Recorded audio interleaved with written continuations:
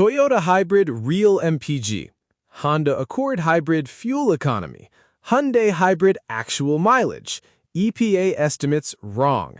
Stay with me until the very end because I'm going to show you which one of these three manufacturers missed their advertised fuel economy by almost 19% in my testing, and the sneaky reason why their number looks so good on the window sticker. So, about a year and a half ago, I did something slightly insane.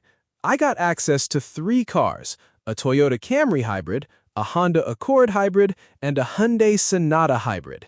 Between my own driving, my brother-in-law, who commutes like a maniac, and a buddy who drives for a delivery gig, we put a combined 50,000 miles on these three cars, and I tracked every single fill-up, every gallon, every mile, in a spreadsheet that my wife describes as concerning. Why did I do this? Because I was tired of the game. You know the game. The window sticker says 51 miles per gallon, you buy the car, you drive it like a normal human being, and you get 43. And when you complain, everyone tells you, well, your driving style, your tires, the weather, the alignment of Jupiter. There's always an excuse.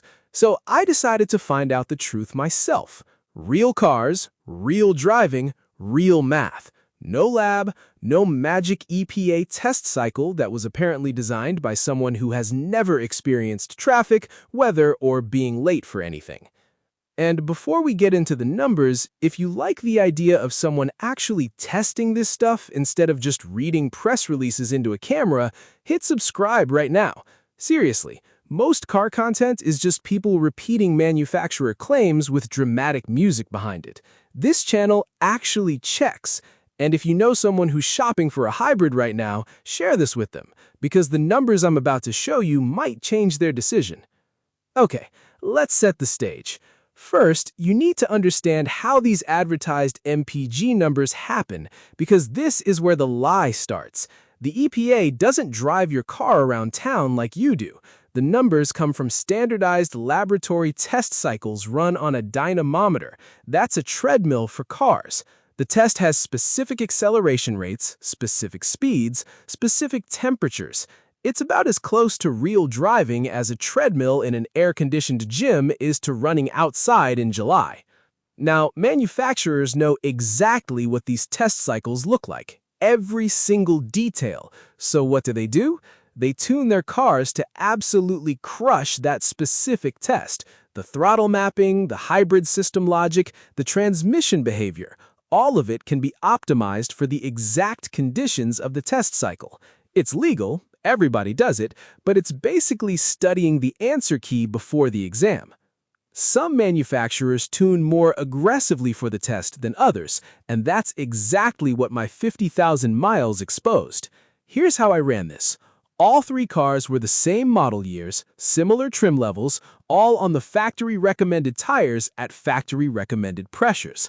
I checked the pressures every 2 weeks because I am apparently that person now. Every fill-up was logged, same gas stations where possible, filled to the first click, no topping off, miles divided by gallons, real math, not the car's built-in display, because spoiler alert, the dashboard MPG display is also lying to you. We'll get to that. The driving mix was about 60% suburban and city, 40% highway. Hot summers, cold winters, rain, one memorable hailstorm, normal life. Let's start with the Toyota. The Camry Hybrid advertised 52 miles per gallon combined. Over roughly 17,000 miles, our real-world average came out to 48.9. That's about a 6% shortfall. And honestly, that's respectable. In warm weather with gentle driving, it actually beat the sticker a few times.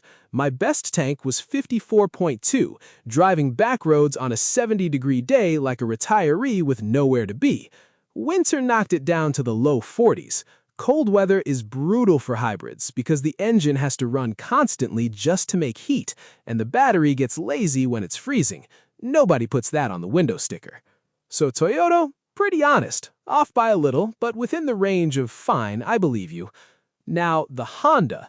The Honda Accord advertised 48 combined. Our real-world number over about 16,500 miles was 44.7. That's around a 7% gap. Similar story to the Toyota, close enough that I'm not mad. The interesting thing about the Honda was how differently it behaved depending on the driver. When I drove it gently, it was magnificent. When my brother-in-law drove it, and this is a man who treats every green light like a drag street Christmas tree, it dropped into the high 30s. The Honda system rewards smooth driving more than the Toyota's. The Toyota seems to protect its efficiency no matter who's abusing it. The Honda gives you what you deserve. Which brings us to the Hyundai. The Sonata Hybrid advertised 52 miles per gallon for the trim we had. 52, same number as the Camry. On paper, identical. Our real-world average over 16,000 plus miles, 42.3. That is an 18.7% shortfall, almost 10 full miles per gallon below the sticker. Now look, I want it to be fair. I thought maybe we got a bad example. Maybe something was wrong with the car. We checked tire pressures, we checked alignment, we had it inspected. Nothing wrong. It was healthy. It just doesn't get anywhere near its advertised number in actual human hands. And when I started digging into owner forums and fuel tracking sites where thousands of real owners log their fill-ups, the pattern matched. Camry Hybrid owners reporting mid to high 40s consistently. Accord Hybrid owners reporting low to mid 40s and sometimes high 30s, against the same 52 miles per gallon promise that Toyota makes and mostly keeps. So what's going on? Looking at the test cycle data, it seems Hyundai has tuned their hybrid system very aggressively for the EPA test conditions. Their system leans hard on electric assist in the exact speed and acceleration ranges the test uses. In the lab, it's brilliant. On your actual commute, with real acceleration, real hills, real temperatures, real air conditioning, the system can't sustain that behavior, and the gas engine ends up doing way more work than the test ever revealed. Toyota, by contrast, has a system that behaves in the real world almost the same way it behaves in the lab. 25+ years of hybrid refinement will do that. Their engineers seem to have tuned for actual customers instead of just the test. Which, what a concept. Now, let me give you the bonus lie I stumbled into during all this: the dashboard display. Every one of these cars has a trip computer showing your average MPG, and every single one of them is optimistic. The Toyota's display read about 1.5 MPG higher than the actual pump math. The Honda was about 2 MPG optimistic. The Hyundai? Its display routinely showed 3 to 4 MPG better than reality. So the car is telling you 46 while you're actually getting 42, and you walk around feeling great about a number that doesn't exist. Is that deliberate? I can't prove intent, but I find it fascinating that the error always goes in the flattering direction. Funny how that works. It's never accidentally pessimistic.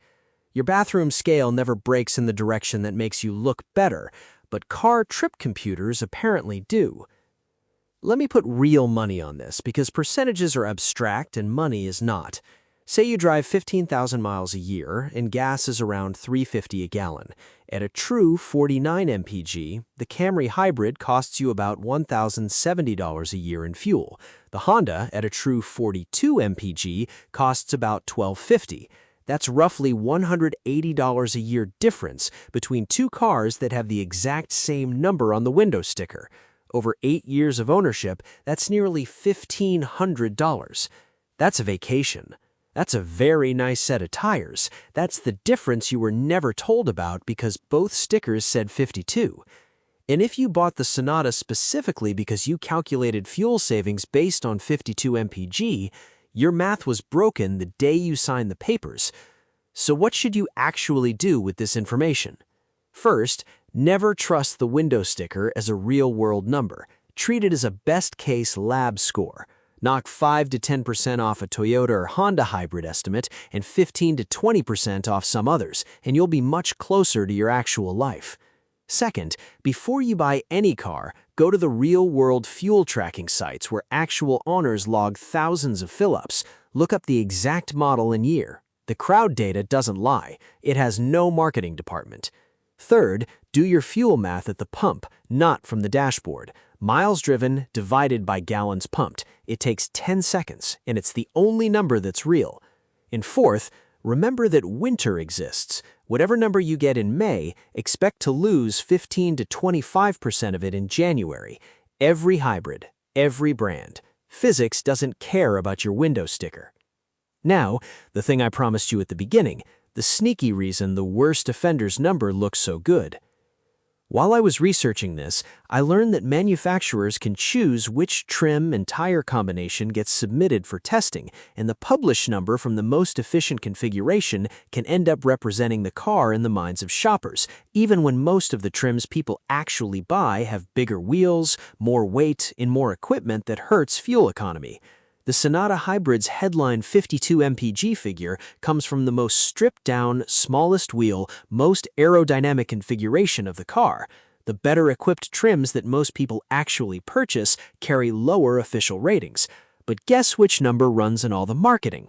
So the lie isn't even technically a lie. It's a carefully chosen truth about a version of the car you probably didn't buy, displayed in a way that lets you assume it applies to the one you did. That's the part that should annoy you. It annoys me, and I tracked spreadsheets for 18 months, so my annoyance is extremely well documented. The bottom line? Toyota's hybrid numbers are mostly honest. Honda's are close, and some manufacturers are playing the lab test like a video game speedrun while your actual wallet pays the difference. If you want more real-world testing like this instead of recycled press releases, subscribe. It genuinely helps the channel, and it means more 50,000-mile spreadsheets that concern my wife.